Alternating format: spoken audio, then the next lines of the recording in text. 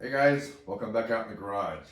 What I want to talk about today is checking valve stem wear and valve guide wear. Okay, so there's different ways of doing it, and I thought I'd show the way that I do it.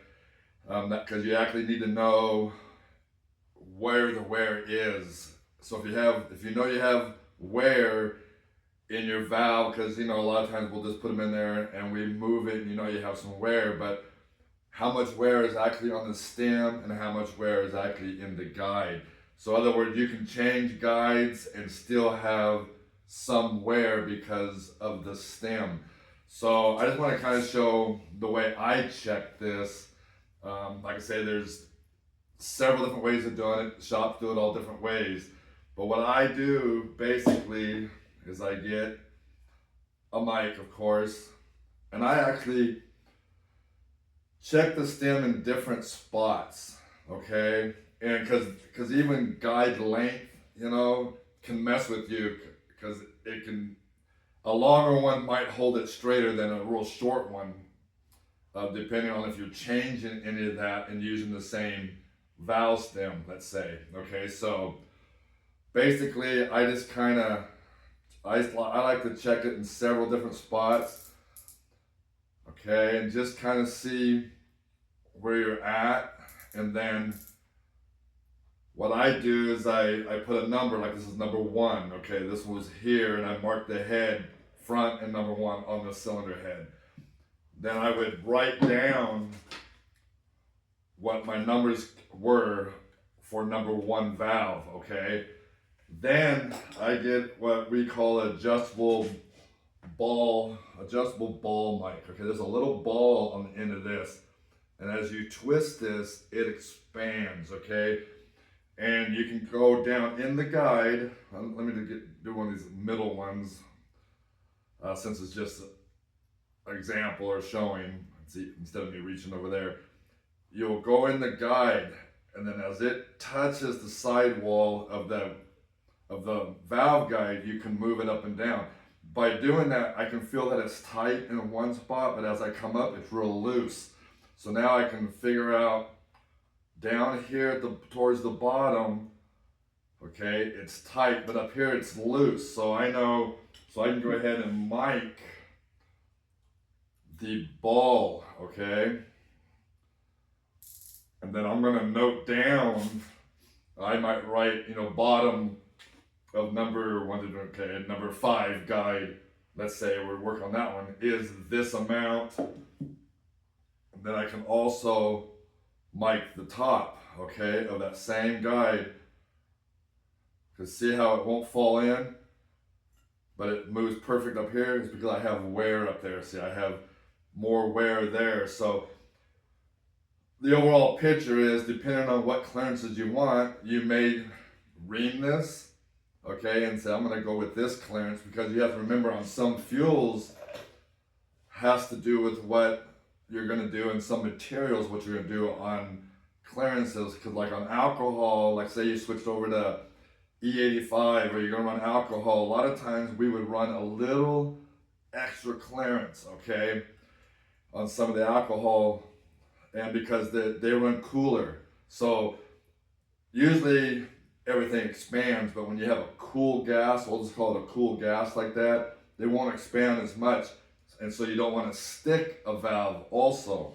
So that plays a part. Your clearances is something you got to think about. And I've always found the best way to get clearance, to know your actual clearance, and to ream, because you can get different reamer size or little hones, okay, like little ball hones and little hones. You can hone a valve guide out, okay. It doesn't even have to be, not so much like a ball hone, but they have little hones that you can go through here with. And then of course they have reamers, even adjustable reamers. So now if you have one of these, you can actually figure out your clearances a lot better than just grabbing a reamer and it says 341, this one says 342. You can do it that way. But if you got like a home, this is a cool deal, because then you can custom the size you want, okay? basically. So again, a lot of guys use this method, all right, and I just found it over the years to be the best way. Like I say, so if I knew these heads were going on, whatever's going on, and I wanted a certain amount of valve stem clearance, intake versus the exhaust, because you know they're going to be different, a little bit different, then I can go in there and I can adjust that guide clearance I want and use this and keep miking it until I get what I need.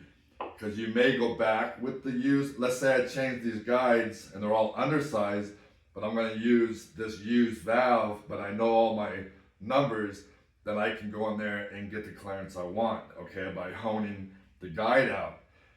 Or if I went with new guides, new valves, then we can mic that again and then start over and then hone it for the clearances, okay? So basically, a lot of people already know this, but I just wanted to show the method that I do.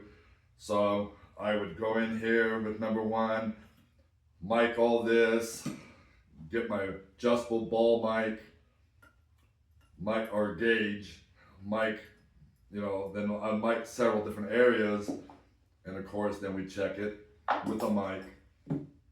Then also valves kind of wear, if you ever look at a valve, like if you pull some valves out of your cylinder heads, or you have your valves, let's say you took them to the machine shop and you wanted to look at your valves or whatever, you'll notice, you'll see where they ride right here and they ride right here, but not in the middle, okay? The way that they ride, it misses this center part, okay? And you always have wear here and here more than you have right here in the center. And that's why a lot of times back in the day, we would actually remove some of this to adjust the weight of our valves. You know, if you wanted to, almost like balancing, right? So let's say you wanted, after you did your grind and you did, you know, your butt grind here and you did some grinding here and you did some back cutting, and now you wanted all these valves to weigh the same. You can actually take away right here in the middle, okay? Because the valve and the guide doesn't touch there. It touches here and here, all right? So that's just a little trick thing we used to do. And in fact, a guy come over last year, I was doing a set of Chevrolet heads for him, and he said all of his valves were wore out because he goes, man, they were all wore in the center. And I said, were they wore exactly the same in the center by chance? He goes, yeah, they all look the same. They're all the same. And I said, it really doesn't really happen that way. It's just that somebody removed some material there and they did it on all the valves, okay? So if this used valve, let's say this thing isn't really bad, it's still, you know, mic's good and not very much wear at all, well then we can go back and use that. Even if we change the guide, we'll just hone it to this valve, okay? Because you can buy brand new valves and they'll come a little different than, you know, between brands, okay? So I just wanted to talk about that because of the different ways you can check that clearances. And I always found this to be my favorite way of doing it because I can see the numbers, and I can see the number on the valve stem, and I can see the number in the valve guide. Then I tell myself, okay, what are these heads going on? Do we need what clearance? You know, do we need a little more clearance because we're going to be running alcohol? Do we need, you know, or a cold gas, I should say. Let's call it that. Or do we want a little tighter clearance? And oiling, of course, on the valve. You know, you run your seals. I run, depending on my combos, I only run the seals on the intake and I don't run any on the exhaust. Or sometimes I'll just run them.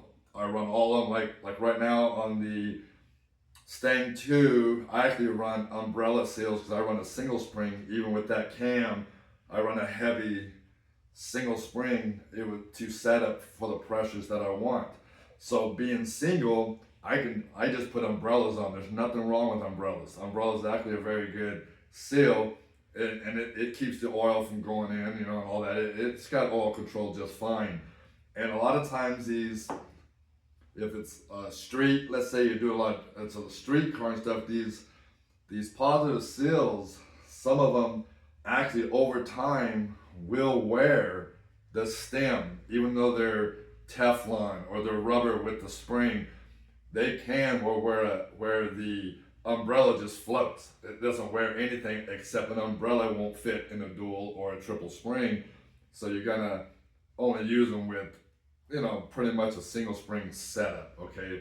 And mine being that, I can run the umbrella seals and they work great, okay? And yeah, 20 years from now, they may be dried out. It takes a long time to dry them out. So they're fine. Again, just the way you want to set them up. I just wanted to talk a little bit about how I do this. And like I say, basically you're just going across there and I'm miking different spots of this, okay? And as you can see, even this one here, it looked like there doesn't really have as much wear as you would think. Because it didn't go, see, it won't go in there, but it went in here, but it didn't go in the center. So that's because the center doesn't really touch so much, but you can see the wear here and here. I don't know if you can see it from there.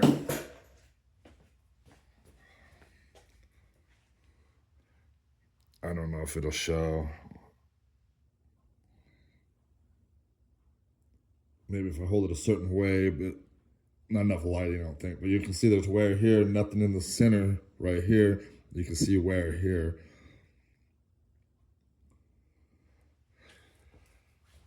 Anyway, I may talk a little bit fast on that one, but so these are the AFD cylinder heads, canted compound valve deal. So aluminum, and I'm doing some work on them, so I just figured I might as well, because we're going to change the combustion chamber. We're redesigning the combustion chamber a little bit. They're need to be open, actually. Instead of making them smaller, we actually have to make them larger for the combination, or the combo that it's got. And these are real small chambered heads, so I'm going to go in there and open them up a little bit, but try to keep them where they still work, good and everything. I don't want to go in there and get everything all fouled up. So I just take my time. I've done it before. You just go in there and you just have to enlarge the combustion chamber a little bit instead of milling and making them smaller like we do a lot of times to get the compression up. He has way more compression than he needs. So since we're doing that, I'm doing the whole valve job and everything, so this is the best time to go ahead. And this has been ran, you can tell by the wear and everything. These heads aren't new. They came off of an engine that's been running. So anyway, guys, that's that. And so that's the way I do it.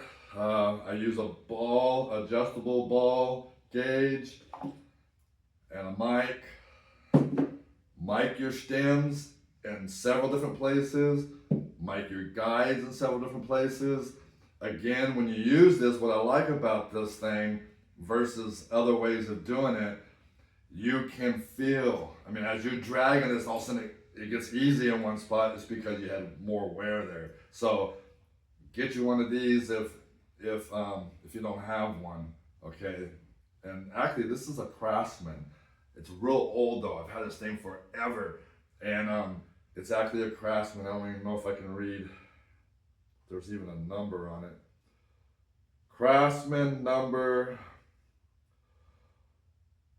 4056. So if anybody wants to try to, I don't know if that's the actual number. Made in USA. There you go. So yeah, I gotta keep pulling these down. I have to go across the top of my glasses to see this. Yeah, it looks like number 4056. Okay, maybe you can check. Maybe somebody still has these. I'm sure Craftsman's still around. I think someone else has them though. But anyway, that's that. All right, guys. Well, until the next one, I'll probably see you guys tomorrow. Be safe.